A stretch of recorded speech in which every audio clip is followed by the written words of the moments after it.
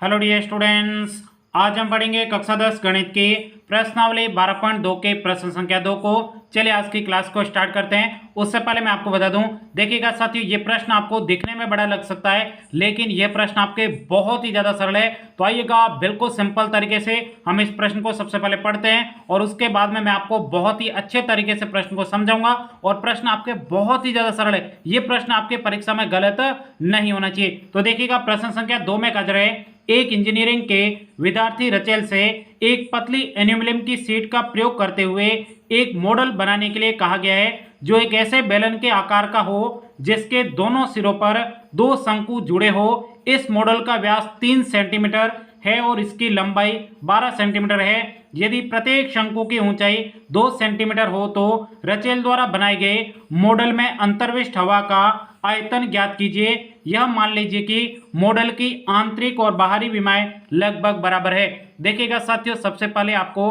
प्रश्न समझ में आना चाहिए कि प्रश्न में आपको दिया क्या क्या है और आपको निकालना क्या है। तो ध्यान से देखो, सबसे पहले प्रश्न में आपको कहा जा रहा है, एक रचेल आपके इंजीनियरिंग का विद्यार्थी है। उस विद्यार्थी को कहा गया कि एक पतली एल्यूमिनियम की शीट का प्रयोग करते हुए एक मॉडल बनाने को कहा गया है। और उसके बाद में उसको कहा गया है, जो मॉडल होना चाहिए वो ऐसे बेलन के आकार का हो। कैसा होना चाहिए मॉडल होगा, वो आपके बेलन के आकार का हो। तो यहाँ पे मॉडल आपके इस प्रकार से बेलन के आकार का होगा। उसके बाद में आगे कहा जा रहा है, दोनों सिरों पर दो शंकु जुड़े हो। तो यहाँ पे दोनों सिरों पर क्या करते हैं, दो शंकु जोड़ देते हैं। ये हमने इस प्रकार से पहला शंकु जोड़ दिया। यहां पर दोनों सिरों पर इसके क्या जुड़ा हुआ है, शंकु जुड़ा हो। तो इस प्रकार से आपके शंकु जोड़ दिया। जो प्रश्न में कहा गया उसका सबसे पहले सिंपल तरीके से डायग्राम बना देना है। उसके बाद में आगे कह रहे हैं, इस मॉडल का व्यास 3 सेंटीमीटर है। इसका मतलब यहां से लगाकर यहां तक की दूरी आपकी कितनी है, 3 सेंटीमीटर। यहां नीचे भी इसकी क्या है, यहां पे 3 सेंटीमीटर है। ये आपके व्यास मतलब यहां से लगाकर यहां तक की दूरी कितनी है, 3 सेंटीमीटर है। आपको प्रश्न में कहा गया है। उसके बाद में कहा जा रहा है, इसकी लंबाई आपके 12 सेंटीमीटर है। ये आप लंबा कहो या फिर ऊंचा कहो, एक ही बात है। इसकी टोटल आपके ऊंचाई कितनी है, तो यहां से लगाकर यहां तक इसकी जो ऊंचाई है वो आपको दे रखी है यहां पे 12 सेंटीमीटर। तो यहां पे लिख देंगे ये कितना है, 12 सेंटीमीटर। अब जो प्रश्न में कहा जा रहा है वही मैं यहां पे लिख रहा हूं। उसके बाद में हम प्रश्न को बहुत ही सरल तरीके से सोल्व करने वाले। देखिएगा, आगे आपको कहा जा रहा है, प्रत्येक शंकु की ऊंचाई 2 सेंटीमीटर है। ये जो आपको यहाँ पे शंकु दिख रहा है, यहां से लगाकर यहां तक की दूरी कितनी है, 2 सेंटीमीटर। यहां से लगाकर यहां तक भी दूरी कितनी हो जाएगी, 2 सेंटीमीटर। ये आपको प्रश्न में दिया गया है कि शंकु की ऊंचाई कितनी है, 2 सेंटीमीटर। उसके बाद में आपको कहा जा रहा है, रचेल द्वारा बनाए मॉडल के अंतर्विष्ट, यानी आपके इस मॉडल के अंदर हवा कितनी आ सकती है, इसका आपको सिंपल तरीके से आयतन निकालना है। तो आयतन कैसे निकलेगा मैं आपको बता दूं। सबसे पहले आपको क्या करना है, इन दोनों शंकुओं का आयतन को जोड़ना है और उसमें आपको यहां पे जो दिख रहा है बेलन, इस बेलन के आयतन को जोड़ दोगे तो आपके इस मॉडल के अंदर जितनी भी हवा आएगी उसका आयतन सिंपल तरीके से निकल जाएगा। अब आपको सबसे पहले शंकु के आयतन में कौन कौन से आपके इंडिकेटर आते हैं, तो ध्यान से देखो, शंकु के आयतन में आपके यहाँ पे क्या आएगा, रेडियस यानी आपके त्रिज्या आएगी, यहाँ पे ऊंचाई आ जाएगी। तो यहाँ पे शंकु के आयतन में आपको सबसे पहले क्या पता होना चाहिए, त्रिज्या पता होनी चाहिए और शंकु की ऊंचाई पता होनी चाहिए। उसके बाद में आपके यहाँ पे बेलन है, बेलन का भी आपको आयतन चाहिए, बेलन के आयतन में भी आपको त्रिज्या और यहाँ पे ऊंचाई पता होनी चाहिए। तो सबसे पहले आपको शंकु और बेलन की आपको क्या करनी है, त्रिज्या ज्ञात करनी है और उनकी ऊंचाई ज्ञात करनी है। और उसके बाद में हम इस सूत्र में इनका मान रखकर बिल्कुल सिंपल तरीके से इस मॉडल के अंदर जितनी हवा आएगी उसका आयतन सिंपल तरीके से निकाल देंगे। तो आइएगा, बिल्कुल सिंपल तरीके से हम इस प्रश्न को सॉल्व करते हैं। सबसे पहले यहां पे हम लिखेंगे हल। अब देखो, रचेल द्वारा मॉडल बनाया गया, उसका व्यास कितना दे रखा है, तो वो बात यहां पे हम लिखेंगे। यहां पे लिखेंगे रचेल द्वारा बनाए मॉडल का व्यास बराबर आपको कितना दे रखा है, व्यास आपको यहाँ पे दे रखा है 3 सेंटीमीटर। तो बराबर हो जाएगा आपके 3 सेंटीमीटर। उसके बाद में आपको मुझे बताना है, यहाँ पे जो आपको ये दिख रहा है शंकु और ये आपके बेलन, इन दोनों की आपको त्रिज्या पता होनी चाहिए। तो यहाँ पे आपको देखो, यहाँ पे बेलन के ऊपर ही आपके हजारोपित है दोनों शंकु। तो जितनी आपके शंकु की त्रिज्या होगी उतनी ही आपके क्या होगी, बेलन की त्रिज्या हो जाएगी। तो यहाँ पे इन दोनों का आपको व्यास दे रखा है, व्यास की आधी आपकी त्रिज्या होती है। तो यहाँ पे लिखेंगे मॉडल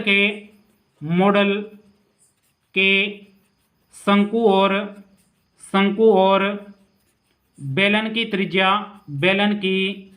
त्रिज्या त्रिज्या को r से लिखेंगे, दोनों की त्रिज्या बराबर है। त्रिज्या कितनी हो जाएगी, व्यास 3 सेंटीमीटर है तो त्रिज्या आपके 3/2 आधी हो जाएगी सेंटीमीटर हो जाएगी। आई बात समझ में। अब यहाँ पे आपको आगे प्रश्न में कहा जा रहा है इसकी लंबाई यानी मॉडल की आपको टोटल लंबाई दे रखी है, वो बात यहाँ पे लिखनी है। तो यहाँ पे लिखेंगे मॉडल की कुल लंबाई, मॉडल की कुल लंबाई जो प्रश्न में दिया गया है वही यहाँ पे बात मैं लिख रहा हूं। मॉडल की कुल लंबाई आपको दे रखी है कितनी, 12 सेंटीमीटर। कितनी दी गई लंबाई, 12 सेंटीमीटर।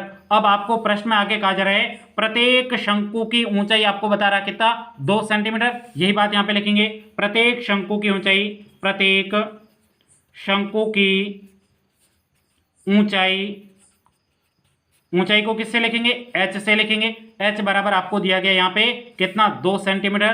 तो यहाँ पे लिखेंगे 2 सेंटीमीटर। अब आपको एक और आपके यहाँ पे जो बेलन दिया गया है इस बेलन की भी आपको ऊंचाई निकालनी है। कैसे निकालेंगे, तो यहाँ पे लिखेंगे बेलन की ऊंचाई। अब देखिए ऊंचाई के लिए यहाँ पे h आपने ये प्रयोग कर लिया। अब इन दोनों का h बराबर नहीं है, यदि दोनों का बराबर होता तो वापस इसको h लिख देते हैं, लेकिन पहचान में नहीं आएगा फिर कौन सा h कौन सा है। तो यहाँ पे देखो, यहाँ पे इसकी पहचान में नहीं आ रहा, कैपिटल H, इसकी ऊंचाई को लिखते हैं ऊंचाई बराबर। अब बेलन की ऊंचाई कैसे पता करेंगे, तो ध्यान से देखो, कुल आपके देखो कितनी ऊंचाई है, 12 सेंटीमीटर। 12 में से ये 2 और ये 2 आपके किसके, शंकु की है। 2 और 2 कितना हो जाएगा, 4 हो जाएगा। 4 आप 12 में से घटा दोगे, शेष बची ऊंचाई आपकी किसकी हो जाएगी, बेलन की हो जाएगी। बहुत ही अच्छे तरीके से समझ लेते। तो हम क्या करेंगे, 12 में से दोनों शंकुओं की ऊंचाई घटा लेंगे, कौन सी, ये और ये घटा लेंगे, शेष आपकी ये बचेगा, ये किसकी हो जाएगी, बेलन की ऊंचाई। तो यहाँ पे लिखेंगे माइनस दोनों शंकुओं की ऊंचाई, माइनस दोनों शंकुओं की ऊंचाई, शंकुओं की ऊंचाई।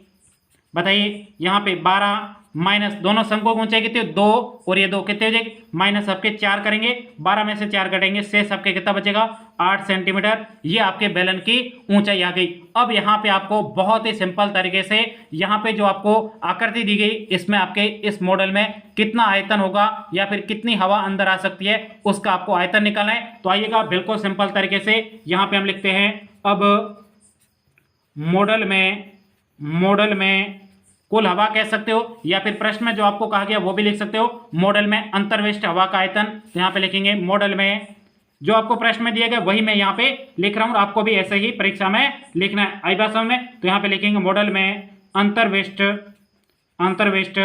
हवा का आयतन बराबर।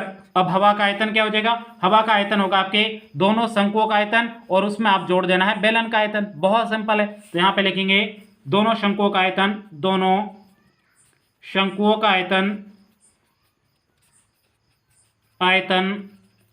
प्लस आपके इसमें जोड़ देना है आपके यहाँ पे बेलन का आयतन। तो यहाँ पे प्लस कर देंगे बेलन का आयतन। अब यहाँ पे आपको सबसे पहले मुझे बताना है यहाँ पे शंकु कितने, 2, तो यहाँ पे 2 कर देंगे। 2 का गुणा एक शंकु से करेंगे, दोनों शंकुओं का आयतन आ जाएगा। तो सबसे पहले शंकु के आयतन का सूत्र आपको कमेंट्स करके बताना है, क्योंकि जितना आप कमेंट्स करोगे उतना आपको अच्छे तरीके से याद होगा, परीक्षा में आप बिल्कुल भी नहीं भूलने वाले हो। आई बात समझ में। तो आपको मुझे बताना शंकु के आयतन का सूत्र क्या होता है, 1/3 पाई r स्क्वायर h। जल्दी से याद कर लीजिएगा और एक बार कमेंट्स करके जरूर लिखिएगा, जिससे आपको याद हो जाएगा। आई बात समझ में। तो ध्यान से देखो, इसका आयतन हो जाएगा 1/3 पाई r स्क्वायर h हो जाएगा, प्लस आपके यहाँ पे बेलन का आयतन है। तो बेलन का आयतन का सूत्र क्या होता है, जल्दी से आप कमेंट्स कर दीजिएगा। कर दिया कमेंट, बहुत अच्छी बात है। मैं आपके कमेंट्स को भी लाइक करूंगा, यदि आपने कमेंट्स किया तो डेफिनेटली मैं आपके कमेंट्स को लाइक करूंगा। तो जल्दी से आप 2-3 बार सूत्र को जरूर लिखिएगा, जिससे आपको भी याद हो जाएगा। आई बात समझ में। तो यहाँ पे आपके बेलन के आयतन का सूत्र है पाई r स्क्वायर h। अब देखो h यहाँ पे भी आया और h यहाँ पे भी आ रहा है, क्योंकि सूत्र में तो h यही है, लेकिन यहाँ पे दोनों आपके साथ में आ गए,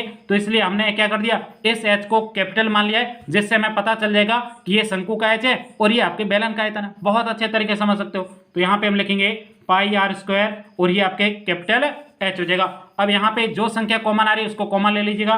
देखिए कॉमन क्या है, यहाँ पे देखो पाई r स्क्वायर, यहाँ पे पाई r स्क्वायर, तो पाई r स्क्वायर कॉमन आ जाएगा। तो यहाँ पे कॉमन ले लेंगे पाई आर स्क्वायर। उसके बाद शेष क्या बचा, ये आपके 2, यहाँ पे 2 का गुणा करेंगे तो ये 2/3, और उसके बाद में शेष यहाँ पे बचा आपके h बचा है। उसके बाद प्लस, अब यहाँ पे पाई आर स्क्वायर चला गया, शेष आपके कैपिटल H यहाँ पे बचा है तो ये कैपिटल H हो जाएगा। अब यहाँ पे आपको सिंपल तरीके से मान रखना, पाई का मान कितना होता है 22/7 गुणा आर स्क्वायर, मतलब आपके त्रिज्या कितनी है, त्रिज्या आपके 3/2, स्क्वायर का मतलब 2 बार आपको 3/2 गुणा आपको 3/2 लिख देना है। उसके बाद में कोष्टक, अब ये आपके 2/3, उसके बाद में गुणा में h है, तो यहाँ पे h आपके स्मॉल वाला है तो आपको पता चल जाए ये कौन सा है, शंकु का h है, तो शंकु का h आपके कितना 2, तो यहाँ पे 2 लिख देंगे। उसके बाद प्लस, अब ये कैपिटल H है तो ये आपको पता चल रहा है इसलिए हमने लिखा था कैपिटल H आपके इसका बेलन क्यों चाहिए, तो यहाँ पे प्लस में 8 लिख देंगे।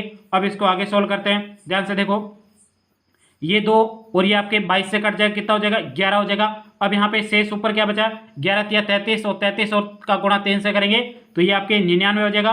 और नीचे आपके क्या बचा 7 और 2, 7 का गुणा 2 से करेंगे कितना हो जाएगा 14 हो जाएगा। उसके बाद में कोष्टक, अब यहाँ पे देखो 2 का गुणा 2 से करेंगे 4 हो जाएगा, 4 बटा आपके कितना हो जाएगा 3, और प्लस आपके कितना है 8। अब इसको सोल्व करना है तो यहाँ पे जोड़ करनी, बटा में 1 लिख देंगे, तो इसको आगे से जोड़ करते हैं, 99/14 हो जाएगा कोष्टक में। अब यहाँ पे कितना हो जाएगा 3 हो जाएगा, लसअप, उसके में 3 का भाग 3 में 1 बार हो जाएगा, 1 का गुणा 4 से करेंगे 4, प्लस आपके यहाँ पे 1 का भाग 3 में 3 बार, 3 का गुणा 8 से करेंगे तो 8 3 24 हो जाएगा।